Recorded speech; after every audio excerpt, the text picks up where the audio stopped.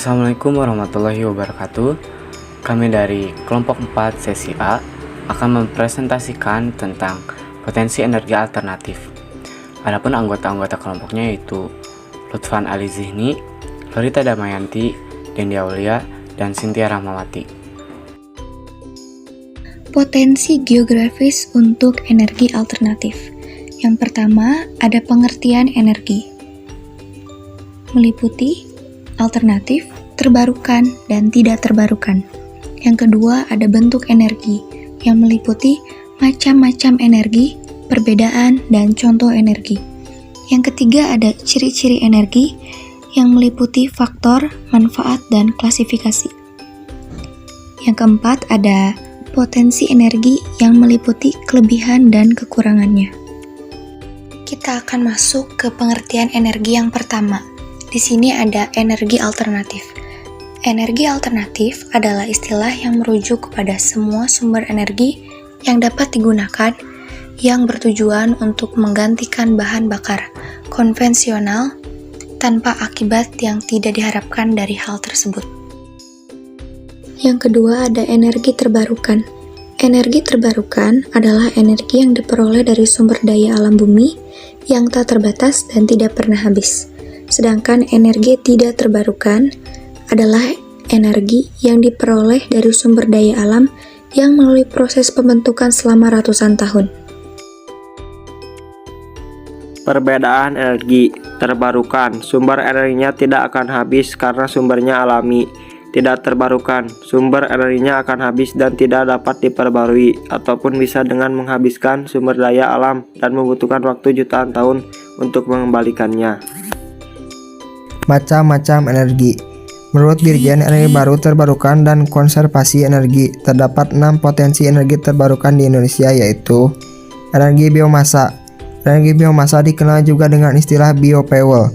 Energi ini merupakan jenis bahan organik atau biologis yang dihasilkan melalui proses fotosintesis dari tanaman, pertanian, perkebunan, kotoran ternak, dan limbah industri serta rumah tangga yang bersifat organik. Contoh: tanaman, pepohonan, rumput, ubi, limbah pertanian, limbah hutan, tinja, dan kotoran ternak.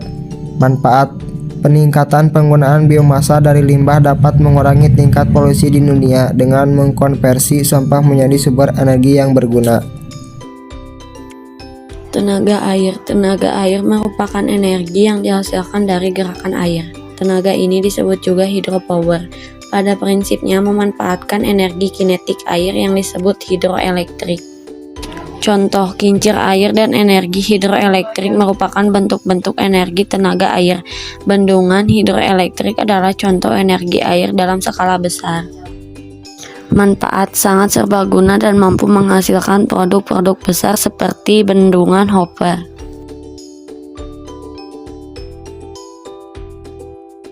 Panas bumi. Panas bumi merupakan energi panas yang tersimpan di dalam perut bumi.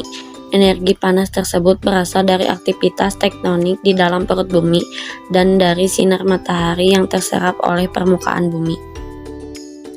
Manfaat: panas bumi pada saat ini digunakan sebagai pembangkit listrik. Panvaj, salah satu daerah penghasilan dari panas bumi yaitu Kamojang, Garut, Jawa Barat. Tenaga angin. Tenaga angin adalah salah satu tenaga yang berasal dari angin yang menggunakan media baling-baling atau kincir angin yang disalurkan ke dalam turbin yang mengubahnya menjadi energi listrik. Contoh dari tenaga angin yaitu turbin angin dan kincir angin. Adapun manfaat yang dihasilkan oleh tenaga angin yaitu dapat digunakan untuk memompa air dan menggiling hasil pertanian. Tenaga matahari. Tenaga matahari atau energi surya adalah energi yang berupa sinar dan panas dari matahari.